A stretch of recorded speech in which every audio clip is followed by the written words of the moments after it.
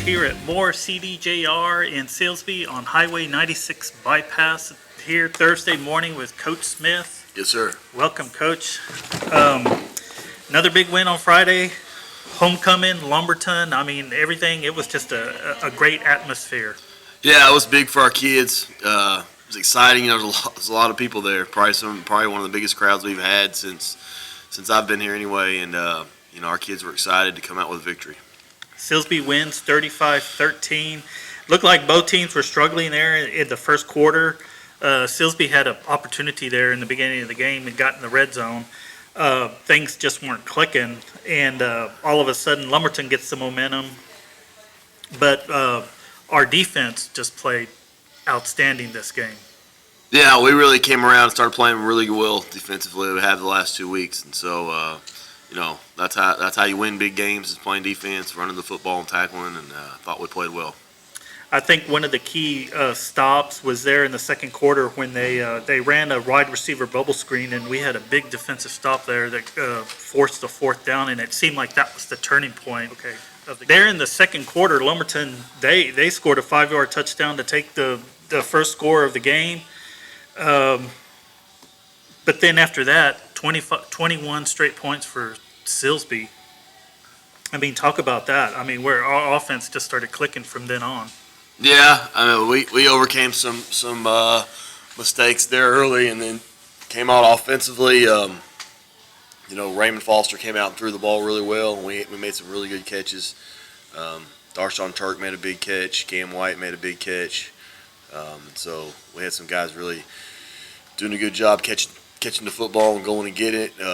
Cartwright caught a couple of balls in the game. So Tarver caught a pass for a touchdown.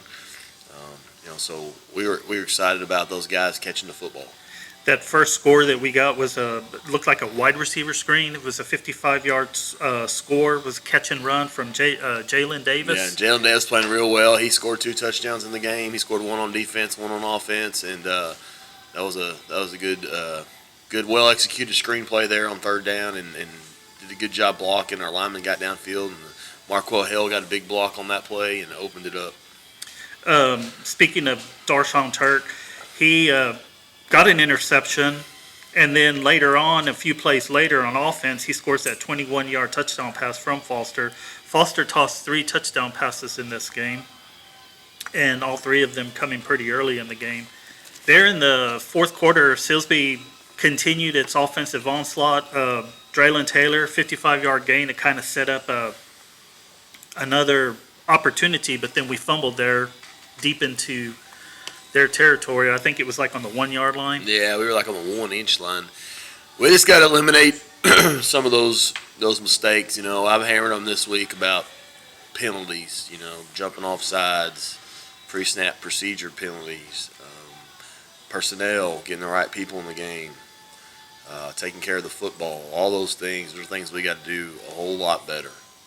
And so I was not happy with that part of the game. We've got to be better there.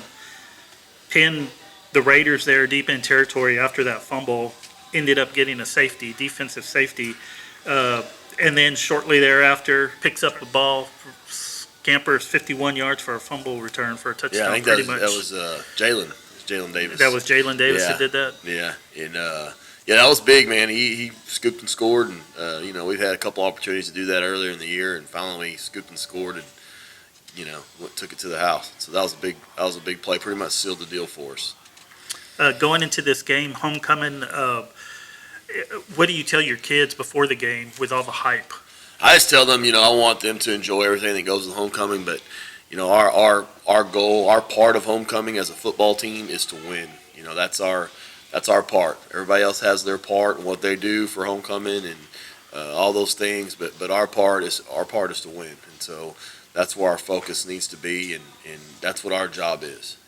And all those other things are exciting and part of it, and is good for the community and so forth. But ultimately, our job is to go out there and win the football game. And definitely with being the second win for the Silsbee Tigers, that puts a lot more confidence in this team. Yeah, I think so. I think I think we're ready. We got one more game here to get ready for district, and we're still operating with a 1-0 mentality. We're just like we have all year. We're trying to play one game at a time. So. Speaking of district, you've got one more non-district game before we get into West Orange Stark, which is the district opener. But tell me a little bit about Spring Hill on Friday. Spring Hill, offensively, they're a spread offense. They operate out of the spread. They do a good job throwing and catching the football. They have a big, tall, good-looking quarterback.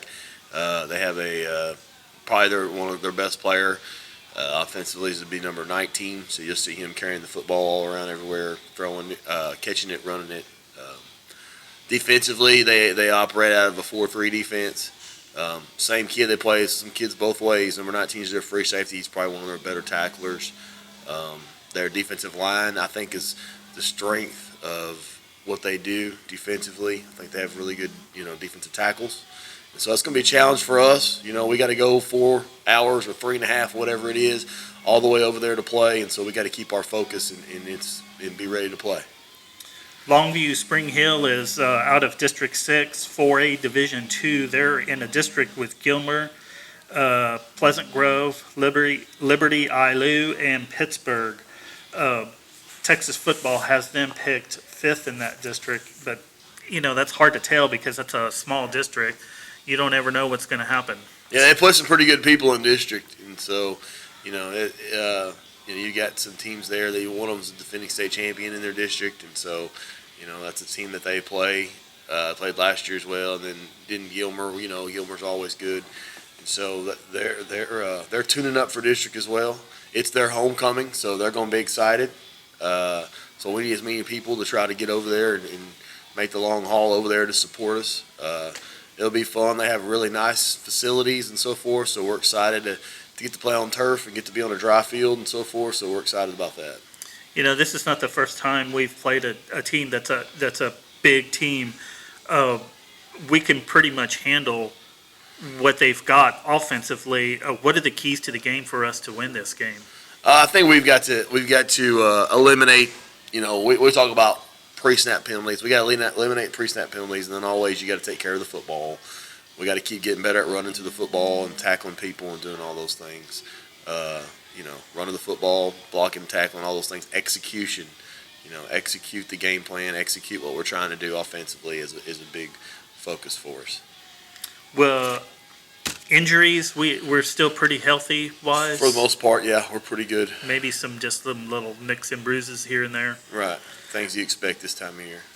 It looks defensively like your defensive. Well, on both sides of the ball, the front line is playing better as we're moving along each game. Yeah, our defensive line's playing well. Our defense as a whole is playing well. So, we just got to keep plugging along, and keep building up some momentum. All right, Coach, any other thoughts? No, we do play our JV tonight at Newton. Playing Newton again at 5:30 at Newton, so you can come out and support those kids. Our junior high plays here against Newton as well tonight at 5 with the 7th grade. So, all right. thanks, sir. Thank you very much, Coach. Yes, sir.